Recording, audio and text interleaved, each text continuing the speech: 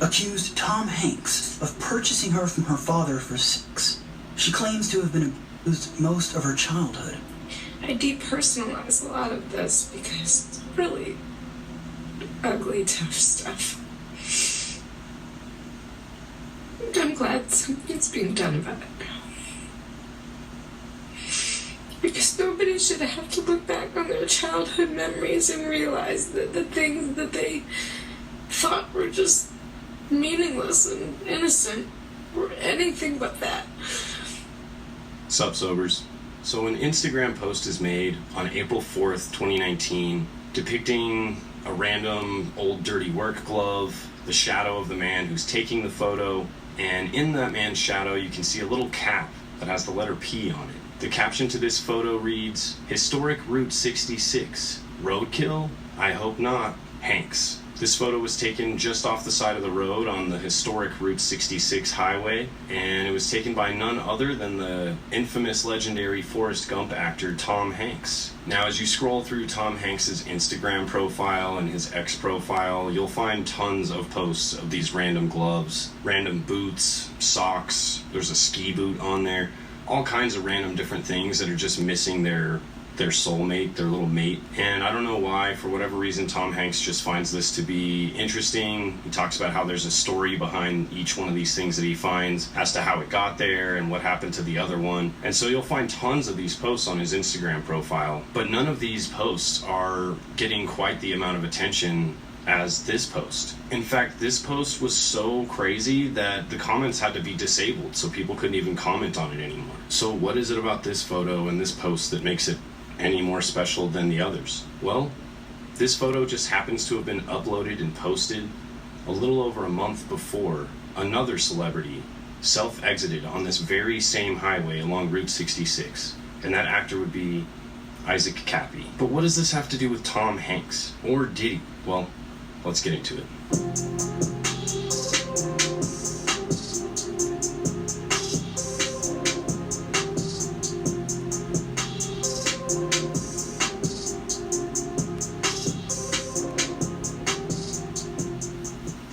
Welcome back to Sobering Stories with me, DJ Petrovsky. This week, I wanted to talk about the mystery of Isaac Cappy, and this was actually a case that was recommended to me from you guys, so thank you for the recommendation. But I was so captivated by this case because of all the stuff going on with Diddy and the weird circumstances surrounding his self-exit that it just continuously begged the question for me, was he right about everything, and was he maybe silenced? Or was he really just in the serious depths of a mental health crisis and maybe struggling with the substance abuse issue that led to him ultimately taking his own life? Now, if Isaac was truly struggling, there's one thing I know that would have truly helped him, and that's the Sunnyside app.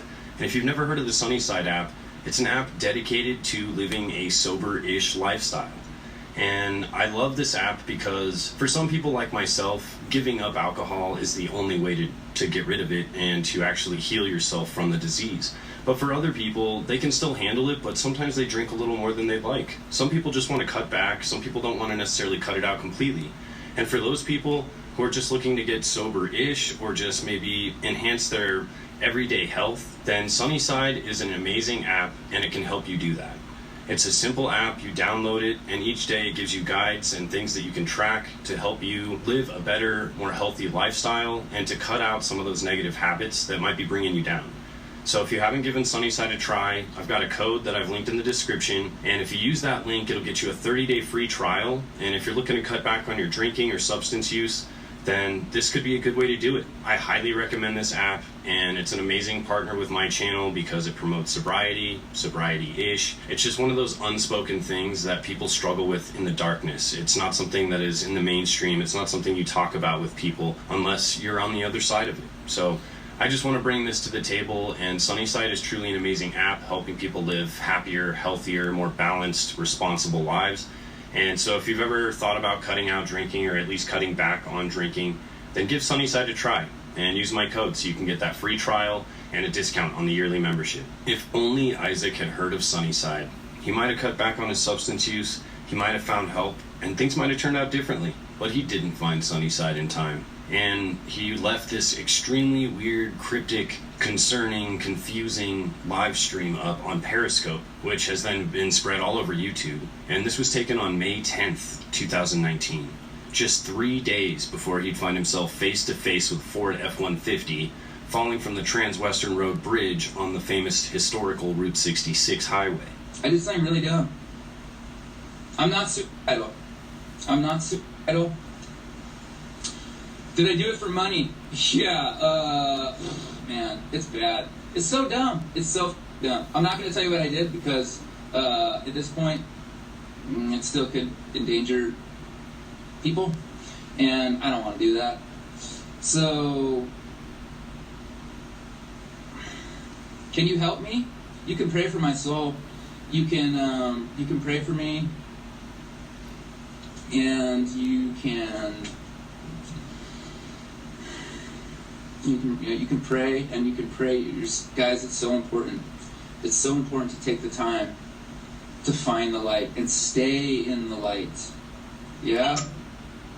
Now, in this live broadcast, he clearly states that he's not wanting to self-exit, but he does say a lot of other really weird, cryptic things. He doesn't ever fully explain what he's talking about, and he leaves everybody kind of like on this cliffhanger of like, what is happening? What is he talking about? And literally by the end of the hour-plus long broadcast, you are left with way more questions than answers. He says that whatever he did is going to have serious consequences and that people are basically going to turn on him and hate him. He seems extremely anxious and uncomfortable, and in comparison to his normal goofy, funny, like wild videos, it's not the same Isaac that we normally see. He usually is wearing like goofy sunglasses, he's usually singing or like laughing and joking about whatever he's talking about, but he's also talking about these really serious and intense topics. And so just the way that he's speaking in these videos, it's very serious, very grim, very like, it's not his normal self. Of course, it's a live stream, so people can comment, he can respond to comments, and a bunch of people say like, it's okay, you made a mistake, like,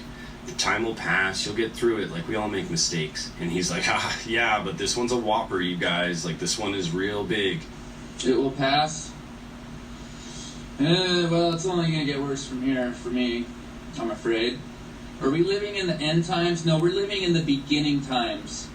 We are living in the beginning of a great new age, and it's a shame that I will be probably not around for the first part of it.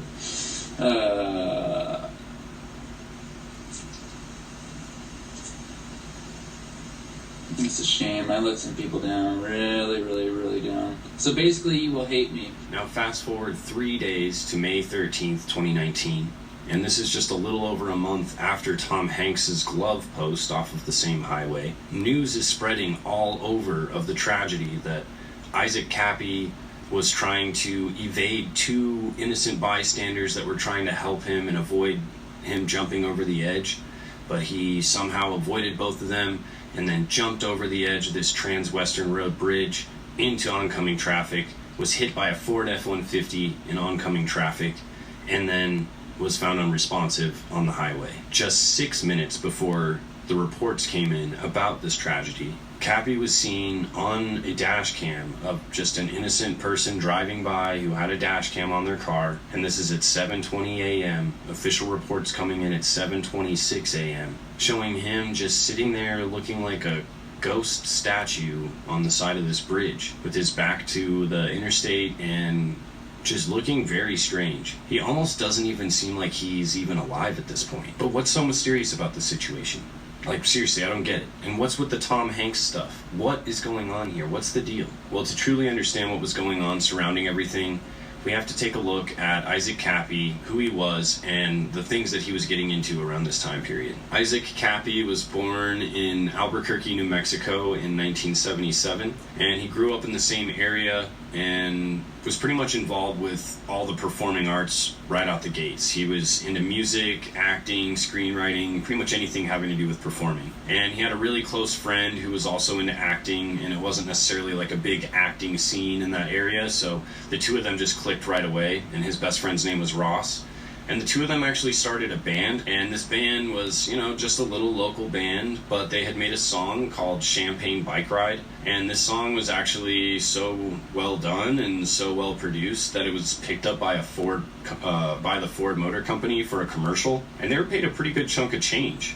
And this got the two of them just amped about the possibility of making it big and continuing down this performing career and maybe getting into movies and Hollywood. Around their 20s, they got involved with this booming independent film industry in New Mexico. Isaac was able to start landing smaller roles in really big films and TV shows. He was featured as an extra character in the movie Thor, where he was the manager of a pet store and kind of has like a funny, memorable part in the movie where he tells Thor, like, we don't sell horses, this is a pet store, we sell like cat and dog and bird supplies. But yeah, just small roles. And then he was also featured in an episode of Breaking Bad, so he was able to get kind of a taste of what Hollywood was like and just continued to fuel that love and that drive for success in the acting industry. But because of recent laws that had changed, movie producers and TV show producers were no longer interested in filming in New Mexico because of these laws, and so they decided to pack up and leave. And because of this, Isaac and all of his acting friends, they realized if they're going to be successful, they're going to have to take their careers to LA. And so that's what they did. They packed up and moved to Los Angeles. Now, despite the fact that Isaac was struggling to find any good roles or any good opportunities while he was in LA, he was starting to mingle with some of the mainstream Hollywood elite that were out there. He was making friends with Paris Jackson, which is Michael Jackson's daughter. He was hanging out with Seth Green and his wife. He was hanging out with all kinds of different celebrities and just kind of getting his name out there and becoming a lot more well-known. One thing that Isaac didn't leave behind when he moved to LA was his love and intense belief that there was something deeper and darker going on when it comes to politics and things that our wealthy elite are not telling us. And those views would only continue to grow stronger when he moved to LA. According to sources, he was a huge Bernie Sanders fan. And when Bernie Sanders in 2016 was passed up for the primary election to be the Democratic candidate, he truly felt that there was something going on behind the scenes, something deeper, darker, and a little bit more sinister happening that would lead people to skip Bernie Sanders over when he was such a popular favorite for the people. This apparently exposed him to a number of different wild theories that were circulating at the time, one of those being the notorious Pizzagate. And if you're not familiar with what that is, it is essentially the theory that there was an underground ring of child traffickers operating out of this pizza place in Washington, D.C., that was called Comet Ping Pong Pizza. One of the extremely strong believers of this theory actually went into this pizza joint and opened fire on a bunch of innocent people in this place, looking for this basement where they were operating this whole trafficking thing out of. Unfortunately, what they realized is there isn't even a basement to this place. As opposed to disproving anything, this just fueled the fire even more for people who theorize about it. Things would ultimately come to a head, though, in March of 2017. Isaac is hanging out and playing Mafia. It's like a role-playing game with some of his friends, and these friends include people like Seth Green, James Gunn, Seth Green's wife. Just a number of different celebrity friends are all hanging out playing this game. And at a certain point, whether they know that he's into these theories or he's into purporting these theories or not, Seth Green calls him out and says, "Yo, man, I want to show you something." And he takes him upstairs into this, attic area. And he says that not only is there tons of stuffed animals all over the room up there, but he opens up this secret bookcase. And behind this secret bookcase, he says, is a room with a bunch of bunk beds. And he says, "This is where we keep the children." And at the end of the night, it was me, Seth, and his brother-in-law. And Seth turned to me and opened up this secret bookshelf, and he's like, "This is where we keep the children." And I was like, I tried to just put it out of my mind. But then about a month later, because Seth, Claire, and I were having a dinner at their house, and Seth said, "We now need to have a talk about chicken." And I was like, oh God. And then he basically admitted that he's a pedophile. Immediately, he is very uncomfortable But he's not sure if he's just telling him this because he knows that he's interested in all these theories about things going on in the underground and within the wealthy elite and stuff, so he doesn't know what to really think about it. Really, he just tries to put it out of his mind. It's not until a month later, when he's at dinner with the same friend circle, and Seth actually calls him, to the side and says, "Hey man, we've got to talk about chicken." He assumes that chicken is like a code word for children. And basically he set him a deal to enter and be included and accepted into this Illuminati group. In order to be accepted, he would have to do the things that they asked, which would be helping with this whole trafficking thing they're doing. But in exchange, he would get $250,000 a year, and he would be able to drive whatever car he wants to drive. Anytime he wants a new one, he can get whatever car he wants. And he says that he, of course, denied Seth. He says, "No thanks, not interested. That's absolutely insane. What are you talking about?" But then, after stewing on it for a little while, he decides that the right thing to do is to come out and to really speak out on it and really tell people, like, this is what's actually going on, you guys. And so he becomes this huge, huge voice, whistleblowing on the entertainment industry and calling out people like Seth Green, Tom Hanks, James Gunn, all these different famous celebrities. He's accusing these things, and it starts a wave of craziness on the internet. Now, because Cappy starts talking about all these different things, and he's kind of purporting these theories that there is some sort of child trafficking circle going on within Hollywood, the Q community latches onto this and immediately is identifying with the things that he's saying. They're like, this guy's on our side. Isaac Cappy is definitely on our side. And they essentially kind of adopt Isaac Cappy as one of their main spokespeople. And so the things that he says, he's got a huge support network for.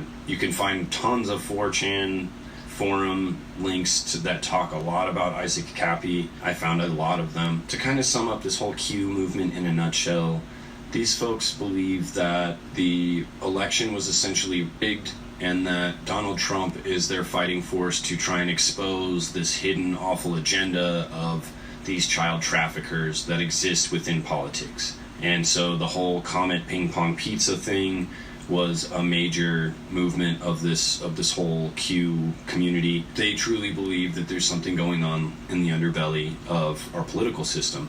So when Isaac Cappy comes out and starts talking about how it's going on in the entertainment industry as well, he kind of just becomes this unspoken leader of this Q community. So I don't want to say it too much because I don't want to get this video flagged, but definitely do some research on your own. You'll know what I'm talking about. Isaac Cappy talks a lot about this. He talks about it in nearly every interview that he ever does. But one of the main interviews that he did that kind of exploded him onto the scene was when he did a interview with Alex Jones, who I'm sure most everybody knows who Alex Jones is. And he did a feature on the InfoWars podcast. And essentially he just spends his time calling out Seth Green, Tom Hanks, James Gunn, all these different celebrities, and just exposing them for what they're doing behind closed doors. And he's trying to bring more awareness. Even Alex Jones almost kind of seems skeptical of what he's saying. And he's just kind of questioning everything he says, and he even accuses Alex Jones of gaslighting him. Just a very interesting interview. But once he does this interview, he kind of explodes after this because people are like, what is this guy talking about? And who is this guy? And like, what does he have to say? And so Isaac Cappy quickly becomes this monumental figure in this whole movement. And over the next 3 years plus, Isaac continues to purport these theories and continues to spread awareness and like talk about this stuff. Honestly, for most people, he kind of seems like a tinfoil hat wearing, probably substance abusing individual who is off his rocker and maybe has some mental health issues. People are like, what is this guy talking about? Is he really accusing Tom Hanks, who's like the father of most people? He played in such amazing movies, like America's Dad, you know? He's really accusing him of these crazy things. People just think that he's crazy until his claims start getting substantiated. One thing he does talk about over and over in a lot of his interviews is that nobody ever sues him for defamation of character. And if the things he was saying were not true, they're pretty intense and serious allegations that he's making. He's not just saying that they like took something from the grocery store and didn't pay for it. Like, he's saying some pretty serious allegations. So the fact that nobody has come forward and tried to sue him for defamation, it just seems a little fishy. It's likely because they're really scared of the discovery coming out and what people will find out if they do sue. And so I just thought that was kind of interesting, because he does say that in a lot of his interviews. Like, sue me. You won't. I know you won't. Nobody has, because you know that the discovery will come out. And it's like, honestly, he's probably right. But things continued like this for him for a while, and he just continued building himself up in this movement until things really hit a head in 2018, when Epstein starts to make his way back into the media and back into the tabloids. And people are starting to talk about this supposed deal that he was getting. Epstein was originally in jail, and somehow the person offering him this deal was related or connected with Donald Trump. And so people were speculating, like, what's going on with this whole thing? And that's when Isaac Cappy really starts hammering on this whole Epstein Island thing.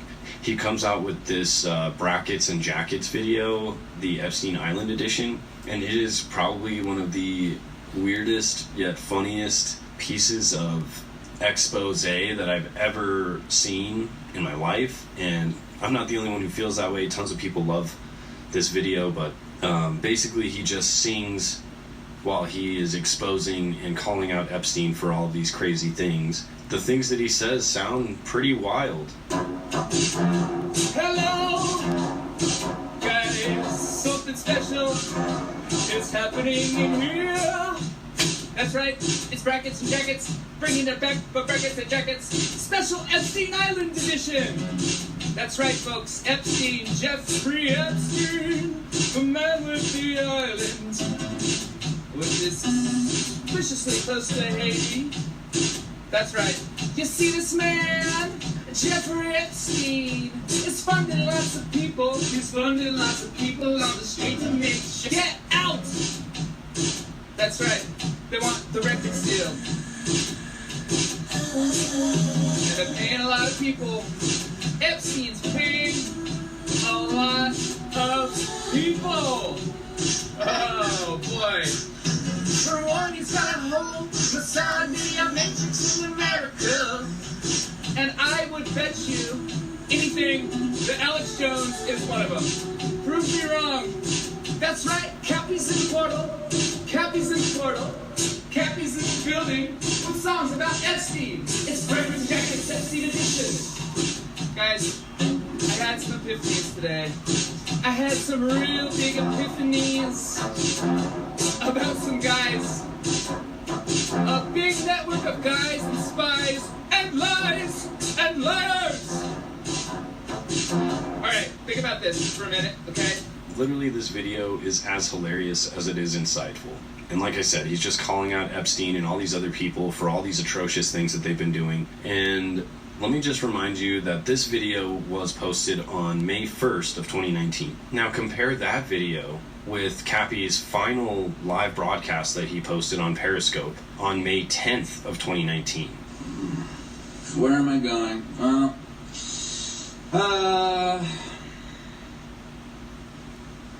Junior JFK. Yep. Junior JFK. This video leaves everybody extremely concerned and extremely confused about what possibly he could have done to warrant this post, and why he won't just tell us like what he did. It appears this video is not shot in his normal spot with the logo above him. He doesn't have his same laughy, jokey attitude. He's not wearing goofy sunglasses, and he appears to be extremely anxious, very kind of just calm, quiet, very introverted, very introspective. He just doesn't seem like himself. And on top of that, his eyes aren't bugging out like he usually is, like, It honestly kind of looks like he might have been in like a hotel or a motel somewhere, and a lot of people speculate that at this time he was actually on the run. He also makes another post, and he puts that out on Instagram. It's like a 2-page, just massive block of text, where he basically describes how he spent too much time focusing on the darkness outside of him and in the world that exists everywhere else, and he's spent no time finding the darkness within him and working on himself, essentially. He talks about how he has intense substance abuse issues, he's struggling with mental health issues, and it talks about how he's really just upset about the person that he's become and the things that he's done and how people think he's a good guy, but he's not a good guy, he's a bad guy. It's just very strange, and it's such a stark contrast to the normal Isaac that we see in almost every other post that he makes. Just very strange. This post was actually made on an Instagram account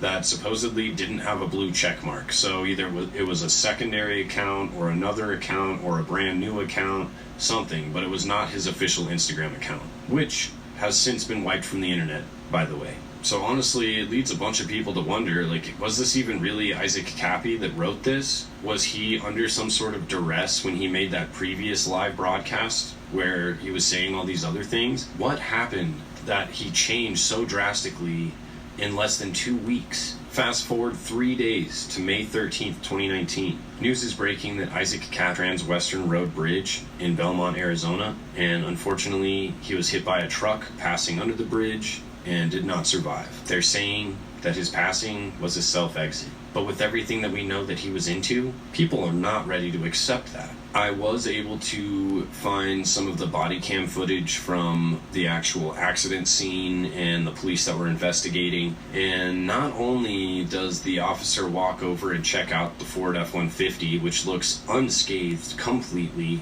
no red liquid, no dents, no damage, no cracks in the windshield, no nothing. So, did he really hit this Ford F-150, is what people are wondering. And to make things even weirder, the same officer walks back towards the crime scene. Once he gets back near where his body's laying, one of the guys that was helping out, I think he's a paramedic or a firefighter, brings up his phone, or a phone. And they give this phone to the officer saying, we're not sure if it belongs to him or anybody else or whatever, but we found it laying over there. The cop takes this phone, walks over, kind of turns his body away from the crime scene and other people, pulls out a blue latex glove out of his pocket, puts the phone inside of the latex glove, puts the phone into his pocket in this latex glove, and that's when he proceeds to go up and check out the cars that were pulled off to the side of the road that were likely involved or might have seen what happened, witnesses essentially. And then he comes back. While he's examining all of the things in Isaac's pockets, he finds a passport, tons and tons of credit cards, ID, his, hotel room key card with what room he was in, so that they're able to go quickly check that and make sure that that's all cleared out, check for evidence. And they also find a phone, and as he's collecting all of this evidence and all these different cards, he pulls out a bag so that he can start, adding all of these things to the evidence bag that he's got. And this evidence bag he pulls out has a cell phone in it. There's no part of the video where we see that this officer puts that phone from the blue glove into an official evidence bag. So everybody is wondering, how on earth did this phone get in this bag? And is this some sort of cover-up?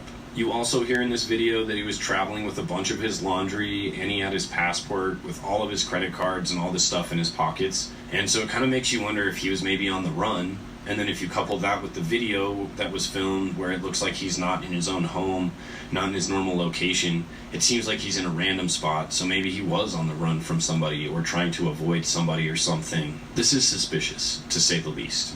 It's very weird. But this is strange enough.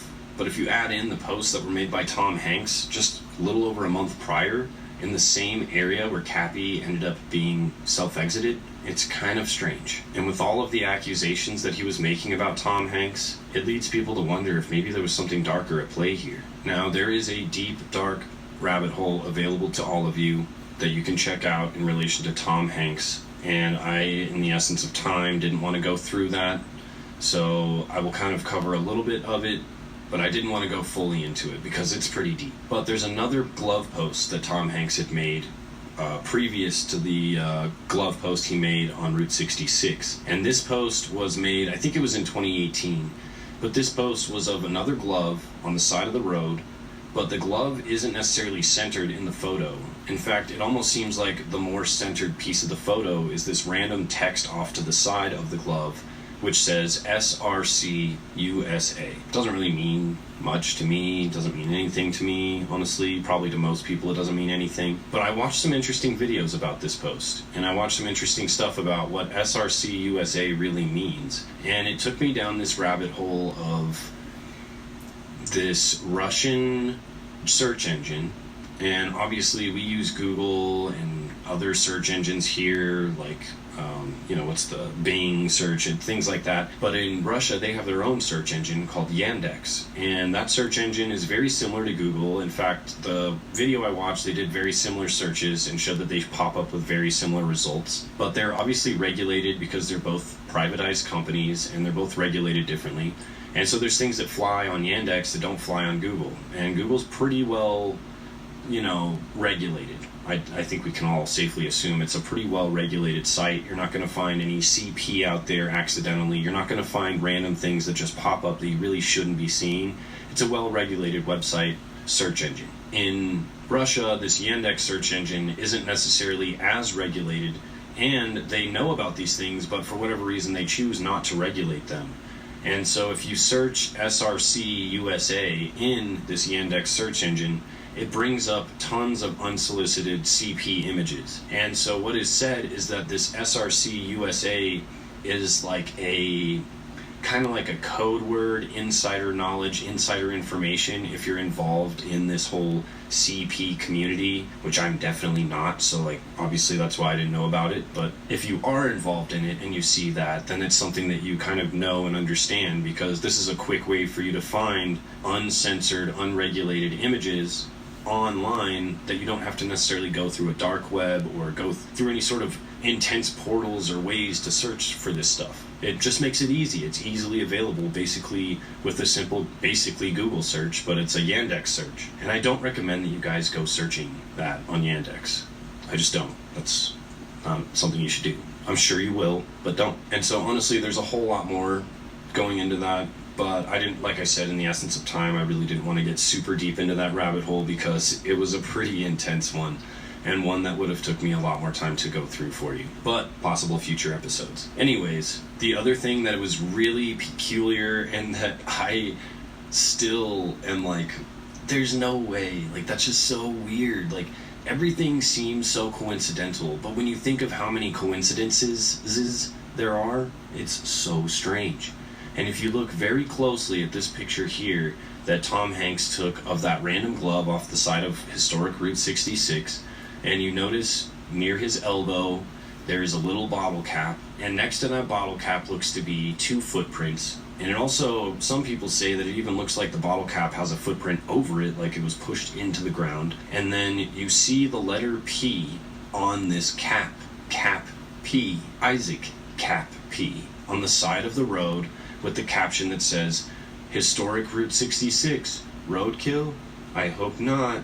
Such a strange post. What on earth, Tom Hanks? What the fart, dude? So, of course, the internet immediately turns on Tom Hanks. America's dad is now suddenly guilty of all of the things that Isaac Cappy was accusing him of. Obviously, that is the reason why the comments were turned off on this post, because he was probably getting mad amounts of hate on this post. People were accusing him likely of being responsible for Isaac Cappy's passing, and that's kind of the widely accepted, circulated theory that's going on, is that this was maybe a hit that was put out on Isaac because of these crazy accusations that he was making against Tom Hanks, Seth Green, all of these people, and honestly, he was starting to get a little out of control with it. He was even talking about Epstein, trying to out Epstein. And you want to hear another weird coincidence? Just a few months later, on July 6th, 2019, Jeffrey Epstein is arrested on child trafficking charges. You can't make this stuff up. On August 10th, 2019, Jeffrey Epstein self-exited in his jail cell. So let's just go through a quick recap, you guys. May 1st, Brackets and Jackets video, Epstein Island edition. May 10th, random, weird, sad, live broadcast on Periscope is posted where Cappy is talking about very cryptic, concerning, confusing things, saying he did something really, really bad, and talking about how he's probably not going to be around for much longer. Also releases an Instagram post talking about how he's made serious mistakes and basically alluding to the fact that he is thinking about self-exiting. However, he very clearly states in his live broadcast that he's not in any sort of headspace to self-exit. May 13th, he is found on historic Route 66 after being hit by an F-150 falling off the Transwestern Road Bridge in Belmont, Arizona. July 6th, Jeffrey Epstein arrested. August 10th, Jeffrey Epstein self-exits. What a strange timeline, you guys. It seems connected, it seems weird, and it feels nefarious. With the widespread acceptance that Epstein did not take his own life, it makes people believe that Cappy also did not take his own life. And it just leads to more questions than it does answers. And honestly, for real, it's extremely confusing. But all these coincidences, yet again, just seem too weird to just be coincidental. One thing that Isaac Cappy said religiously is that this is not something that's just isolated to Hollywood or isolated to politics. This is something that is widespread within the entire entertainment industry, music, Hollywood, politics, pretty much anybody within the wealthy elite. He says this is a widespread problem. And with all of the recent stories and things blowing up about Diddy being involved in very similar activities as Epstein was, it just makes you wonder, did he have something to do with Epstein? Did he have something to do with Isaac Cappy? Who was trying to keep these people from talking and getting the word out and spreading more information? Isaac was rustling a ton of feathers, and he was only getting deeper and more vocal about the people he was trying to expose. So maybe he just got a little too deep and finally was basically listed as a target because of the things that he knew and the amount of publicity that he was starting to get because of people believing what he had to say. The final note that Cappy left us that he posted on his Instagram, as well as his final live broadcast, talks extensively about abusing substances and kind of getting lost in the darkness, but it leads a lot of people to wonder if maybe he was going through an intense schizophrenic break. Maybe he was, coming off of substances and had been abusing them for a while and finally had a schizophrenic break, or something caused him to snap and something led to him going off the deep end to say all these things and act this way. And a lot of people think that maybe he just had mental health issues and was struggling with substance abuse. However, I looked really hard to try and find any sort of proof that he was actually abusing substances, and I could not find any. There's no official report saying that he abused them. There was no toxicology that showed that he had anything in his system. So really, we're just left to speculate. The one thing I will say is that in a lot of his live broadcasts before his final ones, you can see that he seems like he's on something. His eyes have these really dark red circles around him. His eyes are huge, like super bulgy big, and his pupils are dilated, and he's always wearing those goofy sunglasses, which is what you usually do if you're trying to hide the fact that your eyes are messed up a little bit. And so it led me to believe that maybe he was using like the white powder or something. And on top of that, I'm really skinny, so I can't say this that's like as a judgment, but like typically when somebody is extremely skinny, it's because they struggle with some sort of substance issue or some sort of addiction issue. And so that could have been an indication of that. Because especially if you take a look at that video again, like he looked like he was skin and bones in that video of him sitting on the edge of the bridge. Truly. But the thing that was so strange for me was that he was just such a whistleblower. He was so vocal and open and so come and get me and just like, you guys can't take me out, try. Like, he was so gung-ho, and then literally the week before he self-exits, he suddenly is a completely different person. Something had to have happened to make that change happen. That doesn't just happen on its own. I want to know what the catalyst was, and I couldn't quite figure it out. But if you think about it, without these final posts, without that final broadcast, his passing would have been very suspicious and very curious.